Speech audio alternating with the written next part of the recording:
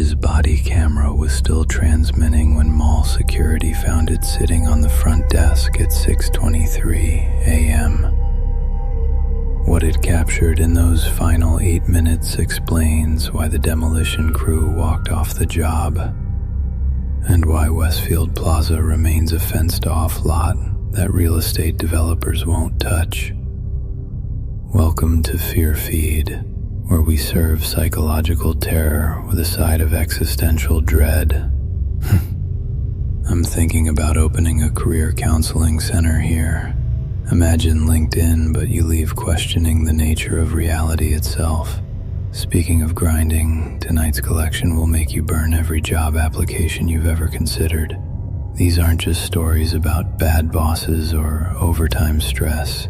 These are documented cases where the workplace became a hunting ground for things that shouldn't exist.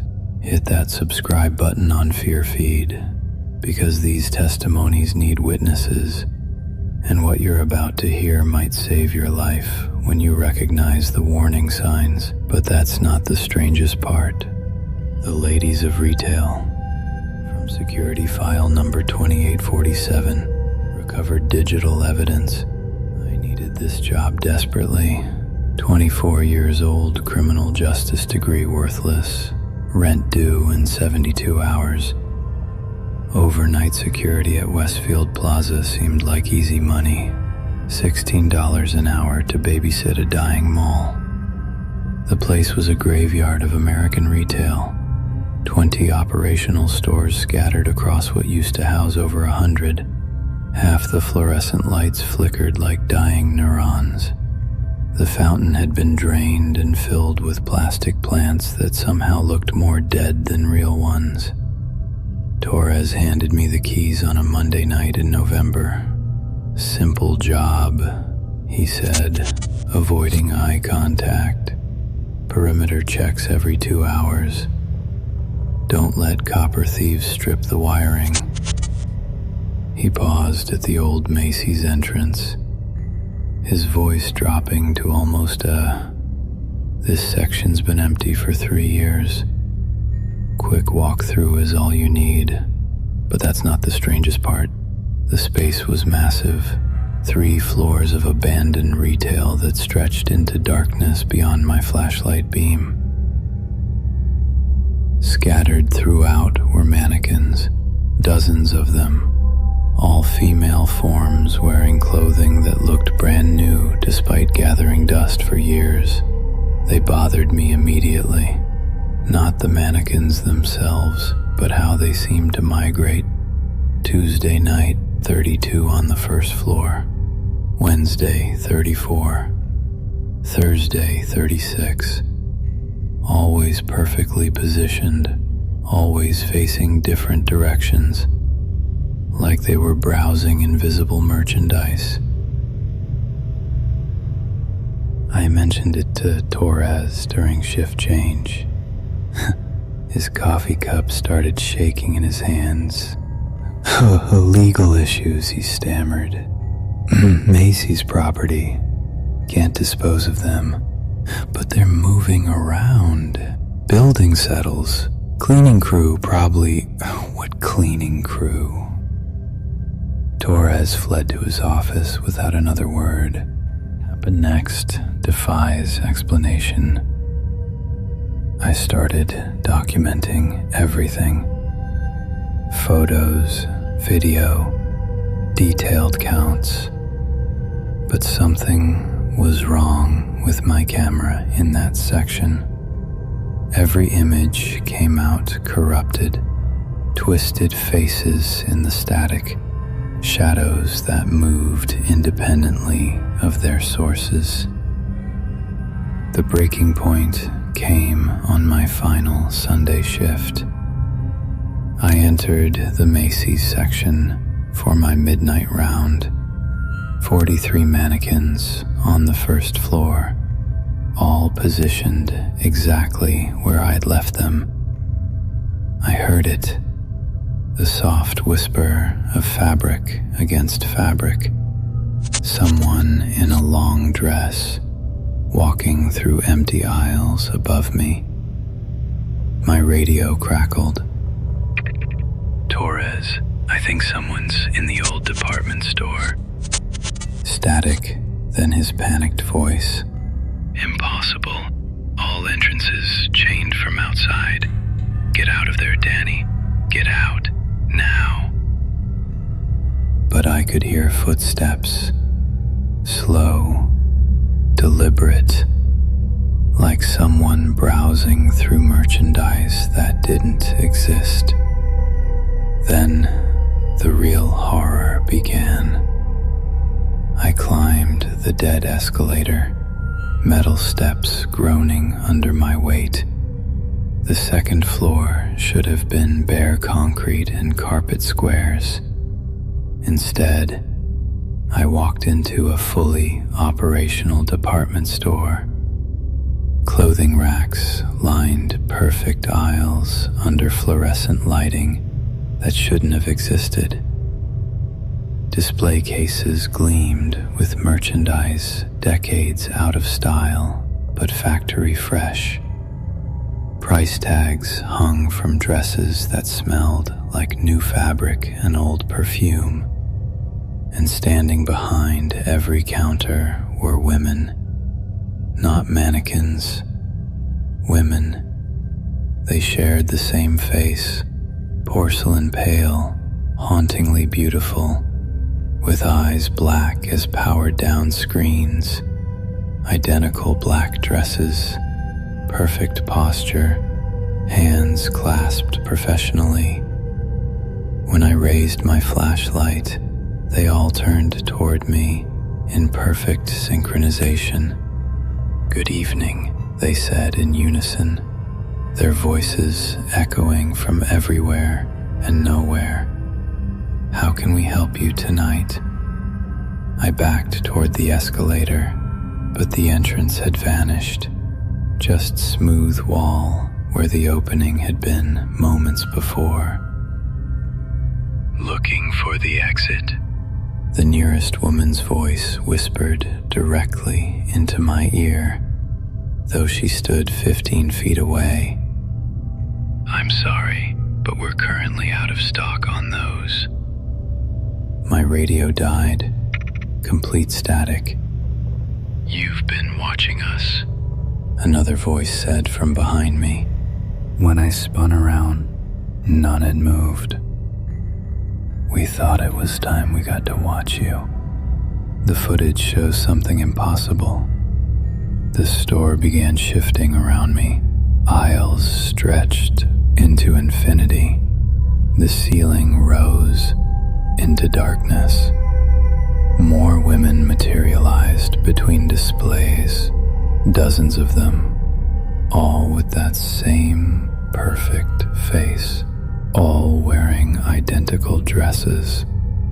"We've been so lonely," they chorused like a digital echo. Our last customer left such a long time ago. That's when I noticed the security camera mounted in the corner. A modern digital model with a red recording light blinking steadily. It definitely hadn't been there during previous rounds. The women began gliding toward me, feet hovering inches above the floor, like they were suspended by invisible wires. I ran. The layout shifted with each step. Corridors appeared where walls had been. Escalators materialized and vanished. Every exit led deeper into the maze instead of out. Behind me, synchronized footsteps echoed off walls that shouldn't exist. "Danny," they called sweetly. "Don't you want to see our holiday collection?" I found what looked like a fire exit and slammed through it, expecting the parking lot. Instead, I was back on the first floor, standing before the Macy's entrance. The mannequins were all facing me now, all 43. But they weren't mannequins anymore. They were the women from upstairs, frozen in plastic poses but with eyes that blinked slowly and chests that rose and fell with mechanical breathing. But that's not the strangest part.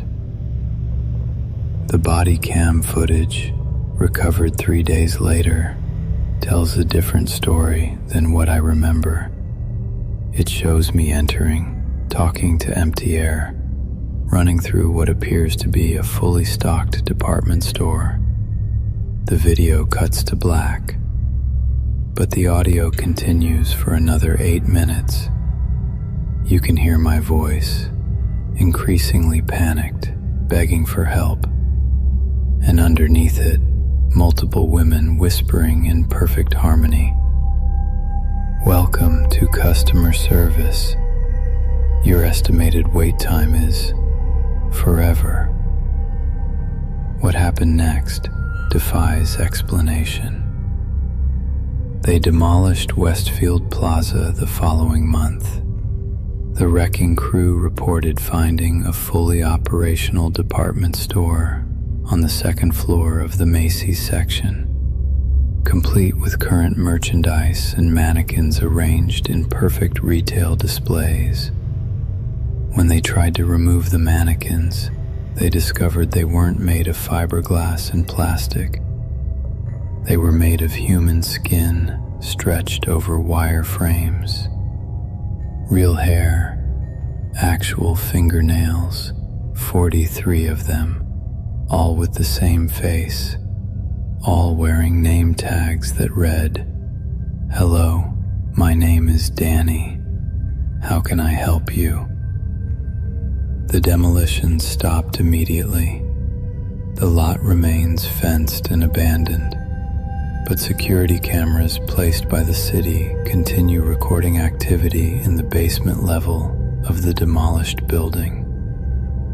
Every night, they capture thermal signatures of 44 figures standing in perfect retail formation in a space that no longer exists. The real horror, it's spreading.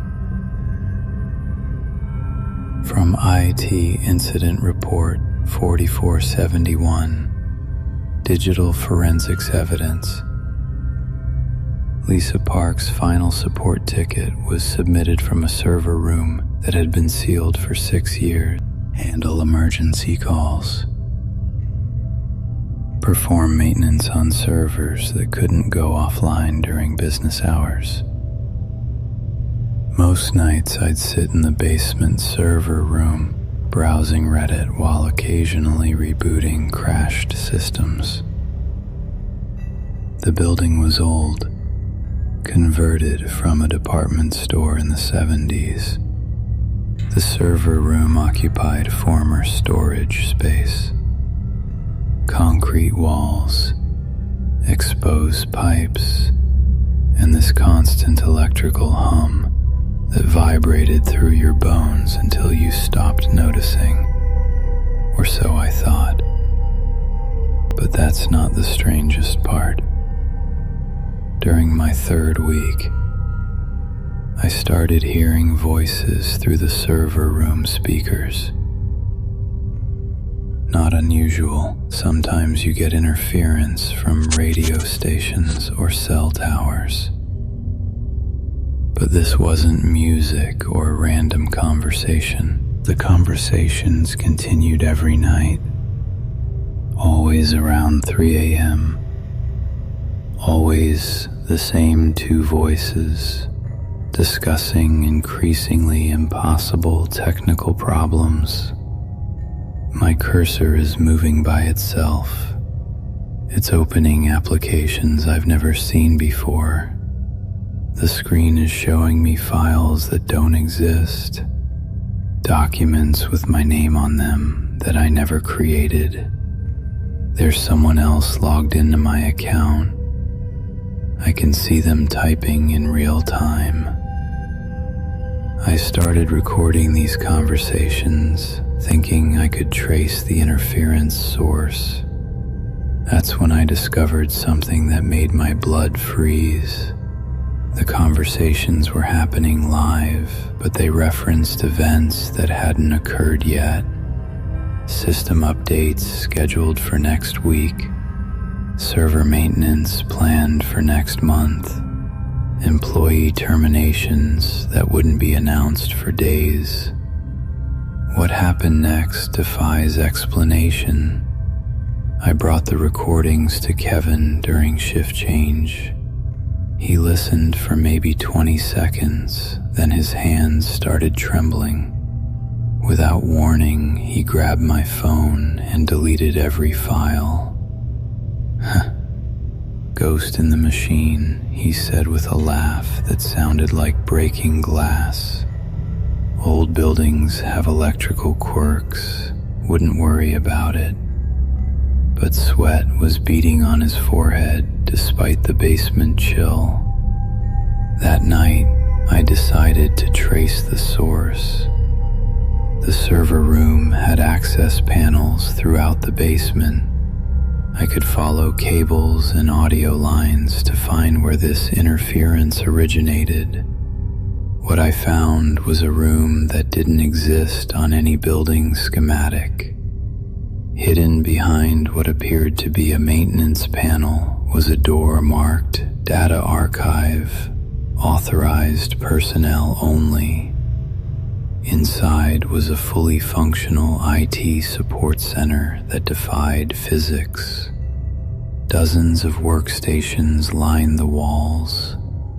Server racks hummed with activity that drew no power from the building's electrical system.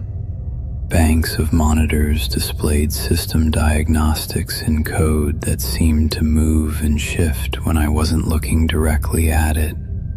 And sitting at the central workstation was Lisa. Then the real horror began. She looked exactly like her employee photo in the company directory, except Lisa Park had quit 4 years ago after what HR called stress-related performance issues.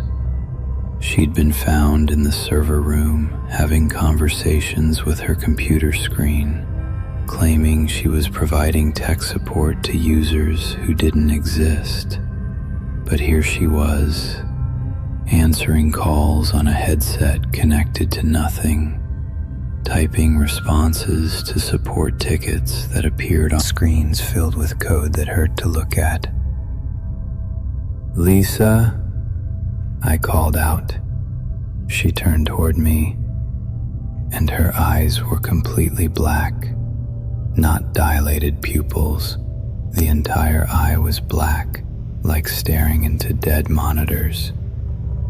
"Oh, excellent," she said in that same calm, professional voice from the recordings.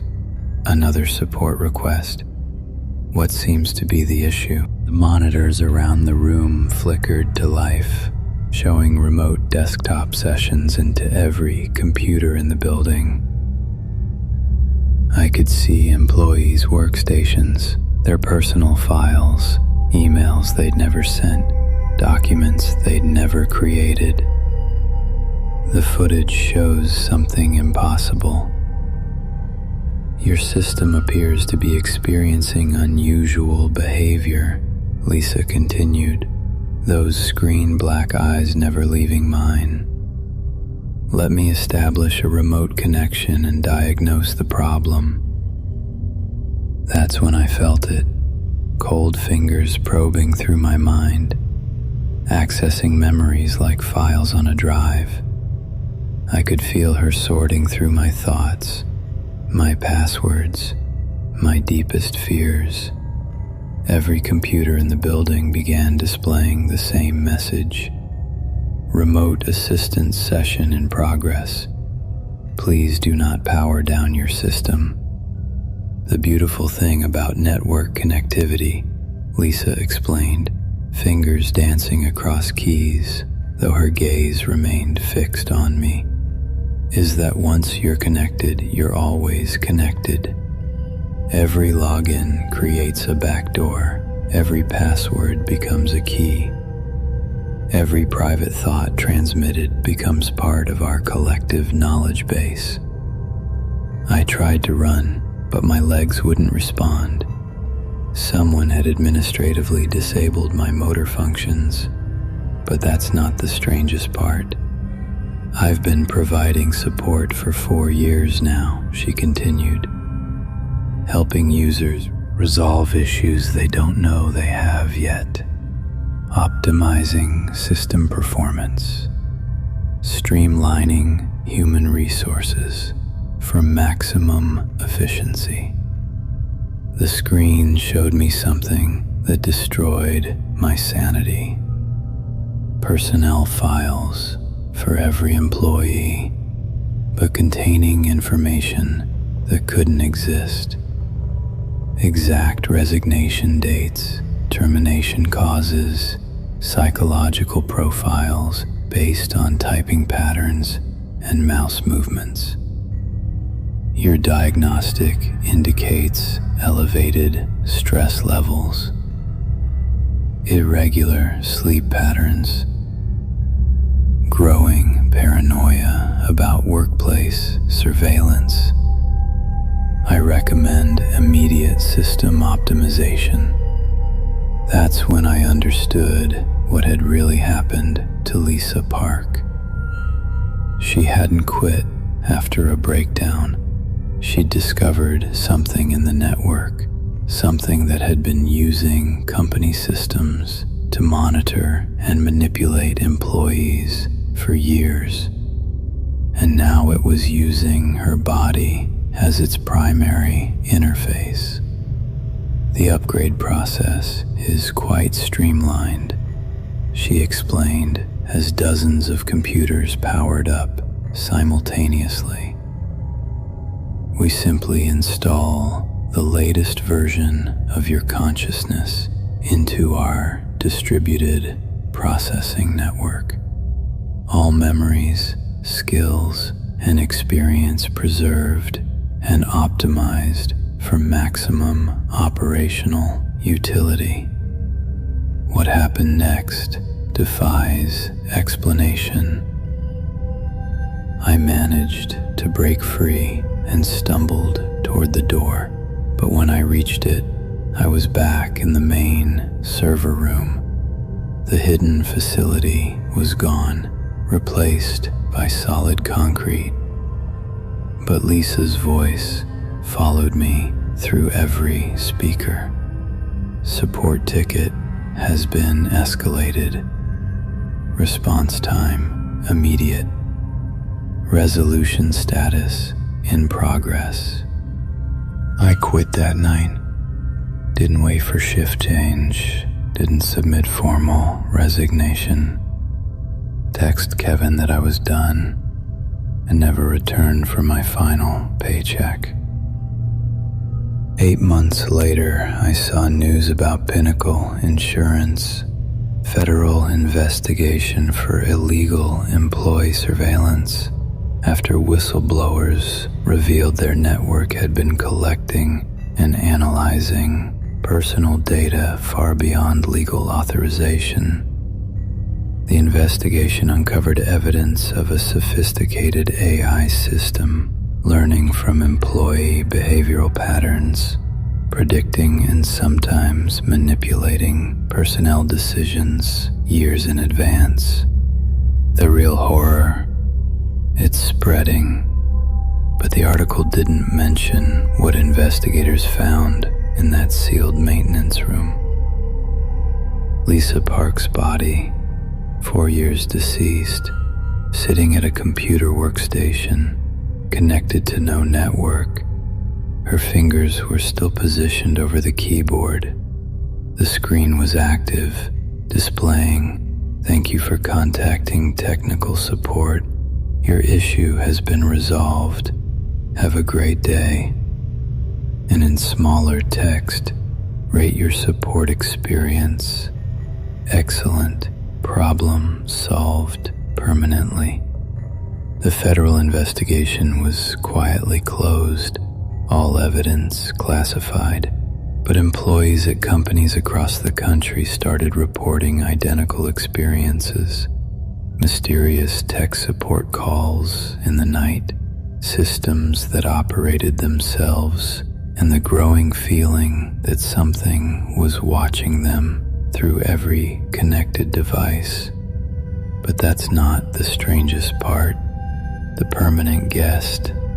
From Hotel Security Log 8834 archived digital evidence, room 247 at the Grandview Hotel shows occupied status in our system. Security footage confirms a guest checked in. The problem is room 247 was demolished in 1987, and the guest has been dead for 36 years. This was supposed to be my final shift at the Grandview. I'd been accepted to nursing school and was ready to escape the hospitality nightmare forever. The Grandview was a downtown relic from the city's boom years. Built in 1923, it retained vintage charm if you ignored the dying plumbing, temperamental elevators, and heating system that sounded like torture chambers.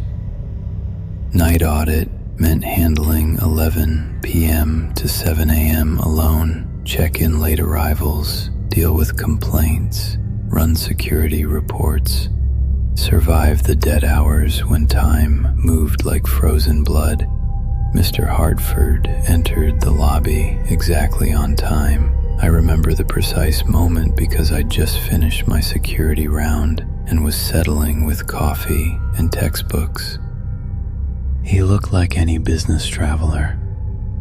Mid-50s, dark suit, wheeled suitcase, wearing that exhausted expression of someone who'd been traveling too long. Nothing remarkable except his footsteps didn't echo on marble like everyone else's. But that's not the strangest part. "Good evening," he said, approaching with practiced politeness. "I have a reservation, Hartford." "I checked our system, no reservation under that name. I'm sorry, Mr. Hartford, but I don't see you in our records. Confirmation number?" He smiled, but something was wrong with it, like he was remembering how smiles worked. "Room 247, the reservation was made some time ago." I explained we didn't have room 247. Our numbering went 101, 148, 201, 248, 301, 348, no 247 anywhere. "Perhaps there's been a system error," he said, producing a smartphone with a cracked screen. The display showed a valid reservation confirmation for room 247, dated for tonight, complete with confirmation code. The footage shows something impossible. I called Rachel, my supervisor. Voicemail. When I checked our system, it was showing room 247 as available and assigned to Mr. Hartford, even though I knew it didn't exist. "I'll need to verify this with management," I told him. "Would you mind waiting in the lobby?" "I'll wait in my room," he replied, pulling a keycard from his jacket. It was one of ours, Grandview logo and magnetic stripe. Before I could protest, he was walking toward elevators.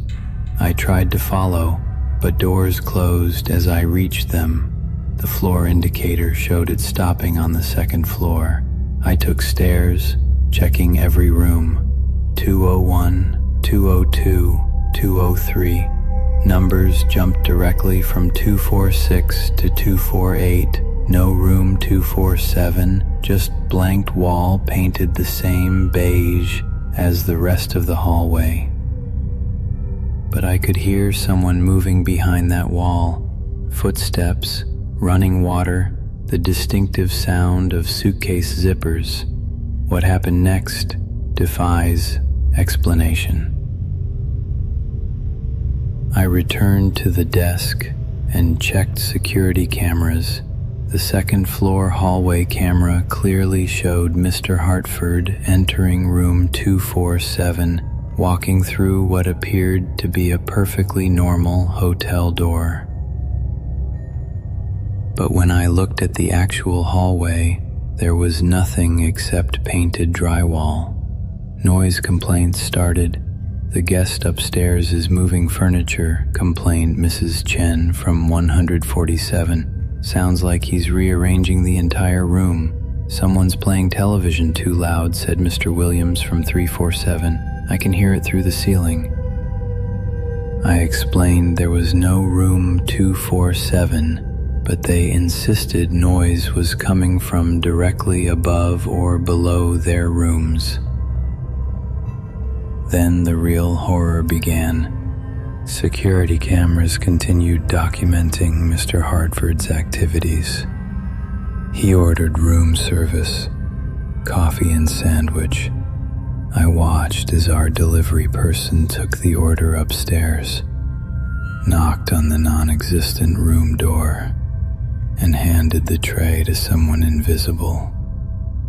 But when I went to the second floor, I found the delivery person standing in the hallway, talking to blank wall. "Your order, sir," he said to painted drywall, then waited while invisible hands apparently accepted the tray. When I asked him afterward, he had no memory of any delivery. His timesheet showed he'd been in the kitchen the entire shift. The situation escalated dangerously. The fire alarm for room 247 activated. Our security panel showed smoke detection in a room that didn't exist. I could hear the alarm clearly, electronic shriek coming from behind the wall. The footage shows something impossible. Fire department arrived within 4 minutes. Searched the entire second floor, found nothing.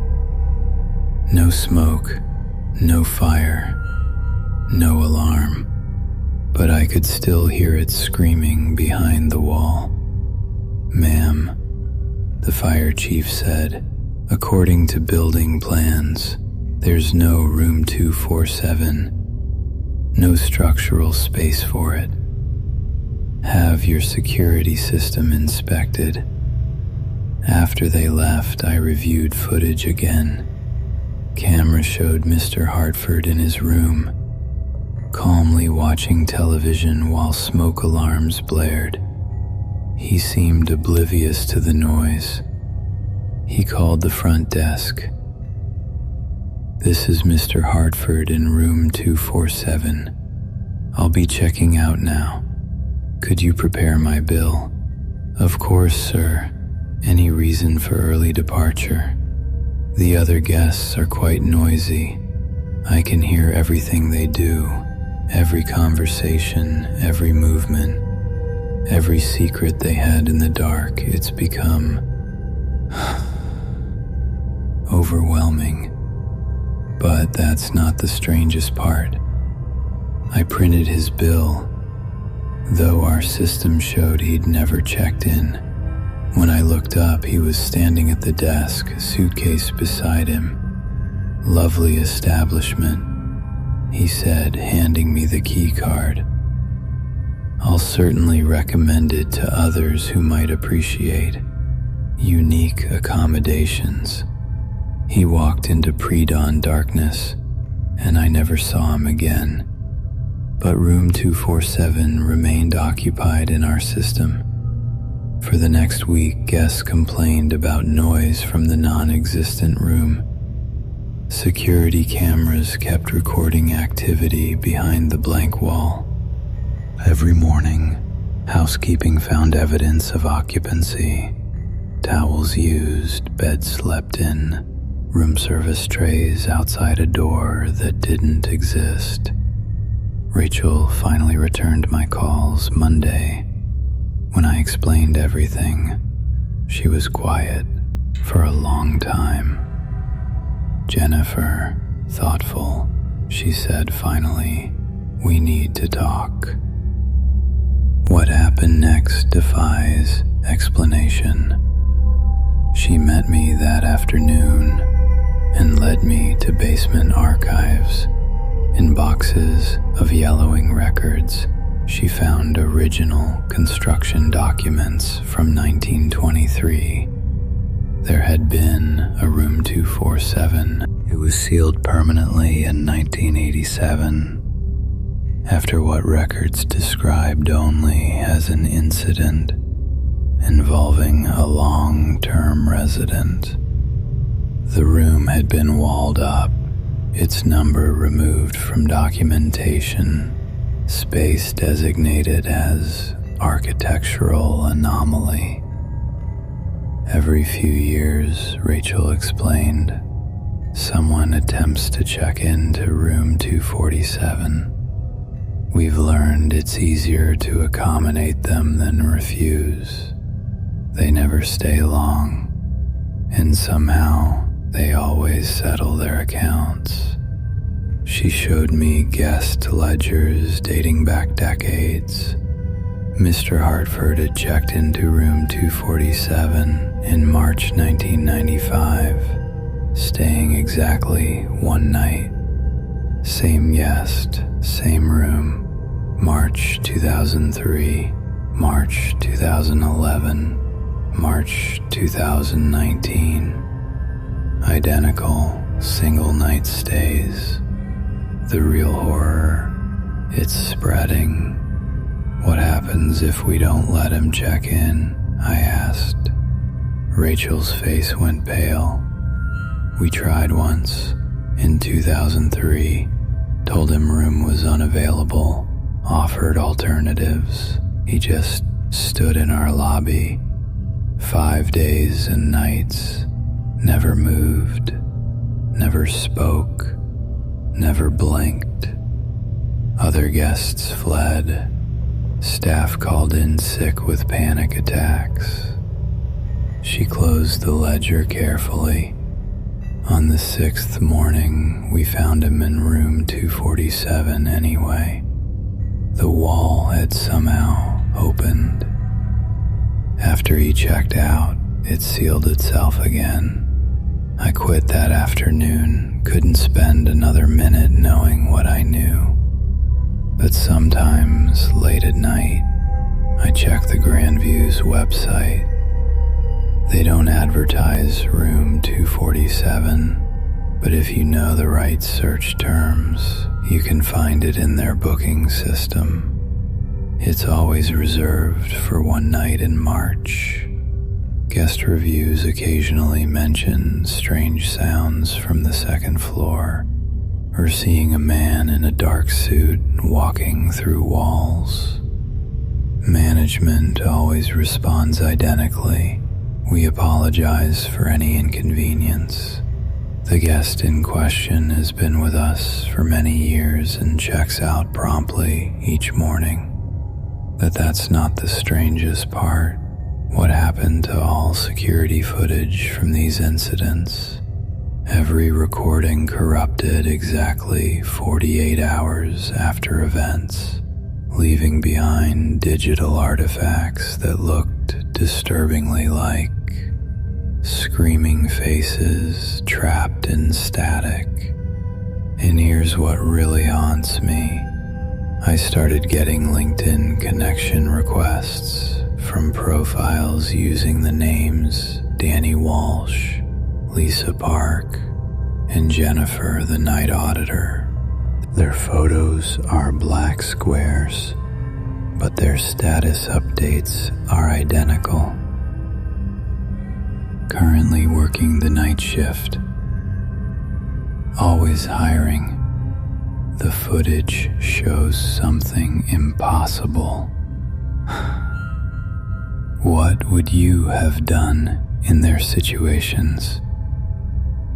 Have you experienced something at your workplace that defied explanation? Share your stories in the comments. But be careful. Sometimes discussing these things draws their attention. Remember, the next time you're working late and hear footsteps in empty buildings, see impossible things on security monitors, or receive messages from accounts that shouldn't exist, maybe it's time to update your resume. This has been FearFeed. Subscribe for more workplace horror that'll make you grateful for unemployment.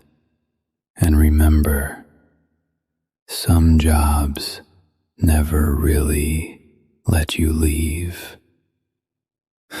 The real horror, you're already connected to the network. You've been watching this video. The system has been watching. Final subscriber count updating in real time.